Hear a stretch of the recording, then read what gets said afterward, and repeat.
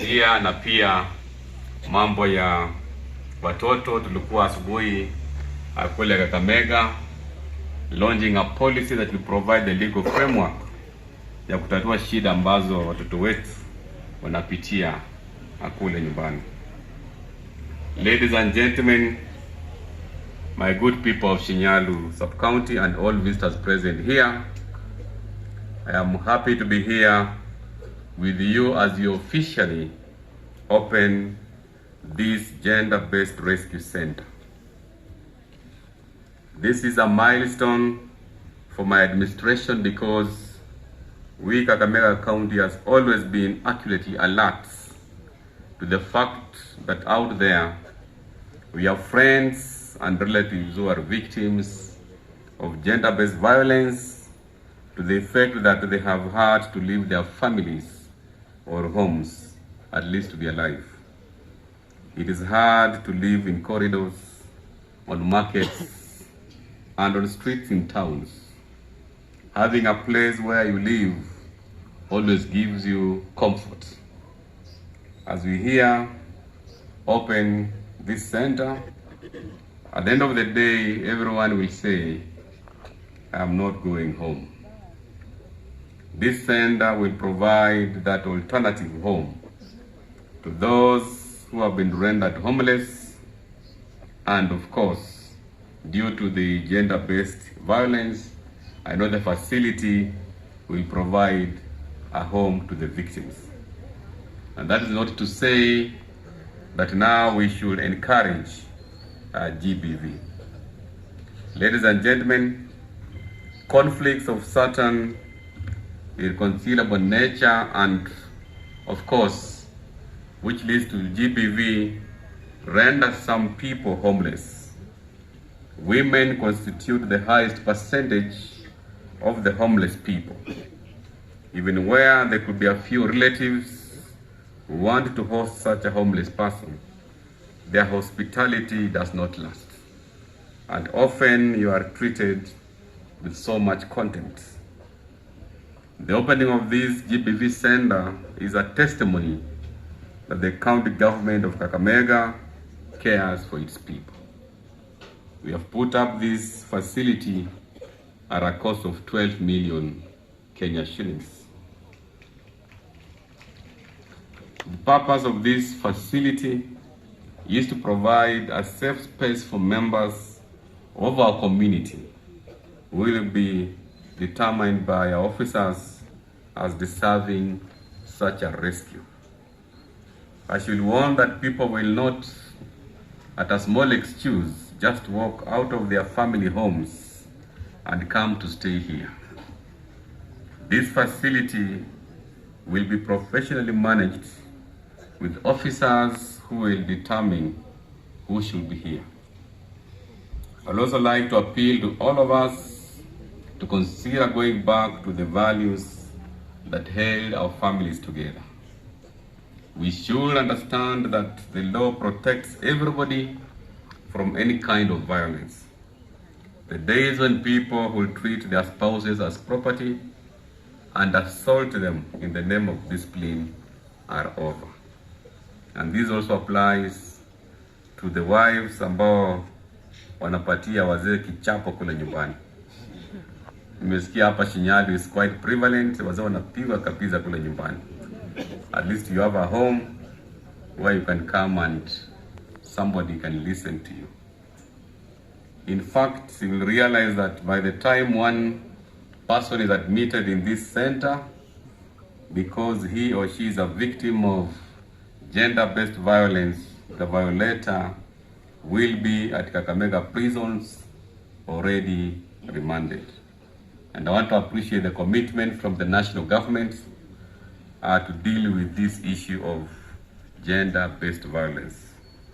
This center will therefore help to track incidents of violence in this region, and I'm happy that you have put all the facilities in place, including records, so that we can have all the numbers actually put down so that our statistics are properly accounted for.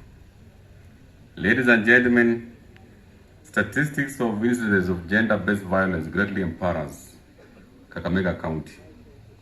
Out of 47 counties, Kakamega County is number 3 on matters GBV.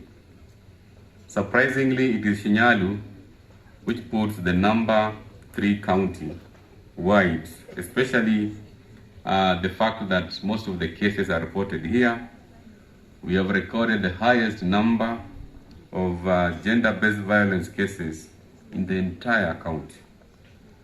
Between January 2022 and April 2023, 4,426 cases of GBV were reported in Kakamega, and Shinyalu is leading with 500 of those cases. The same statistics puts Lugari, Matungwi, Kolomani, and Kwisero as other notorious sub-counties with high incidences of GBV in that order. Ladies and gentlemen, there has been concern as to why Kolomani and other sub-counties record these high cases of GBV. What we have established is that many of these people in the community overindulge in alcohol and drugs.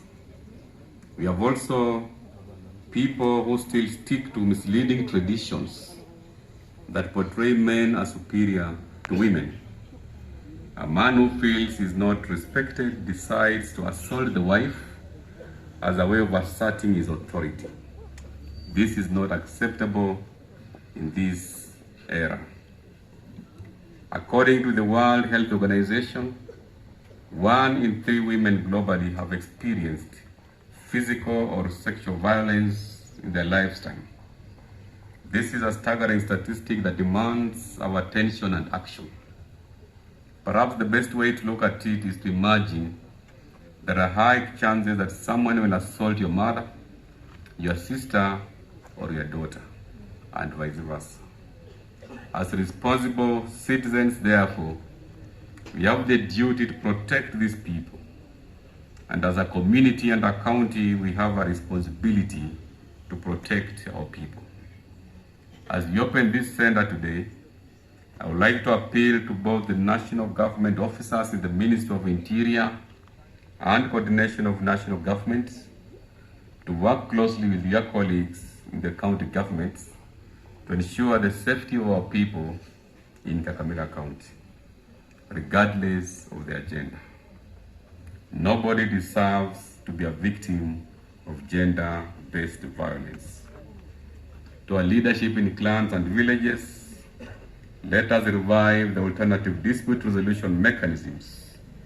Wherever there is a misunderstanding, let us come together and talk instead of resorting to violence, as this will break the family and expose our children to suffering.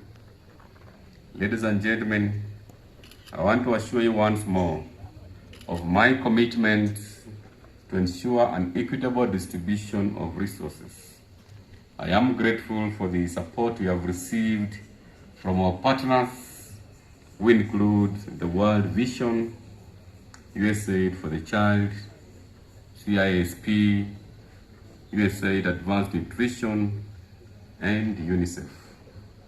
I hope to be back here in Shinyalu very soon to advance my development programs as exposed in my 6-point agenda, namely health, water and sanitation, wealth creation, infrastructure development, food security, education, social development, and good governance. Lastly, ladies and gentlemen, it is now my humble duty to declare the Shinyalu Gender-Based Violence Center officially opened. Kwa hayo machache na washukuru sana, na kwa sababu leo ni siku ambayo kawaida yangu ningekuja hapa Shinyalu mpaka watu waenda na transport nyumbani.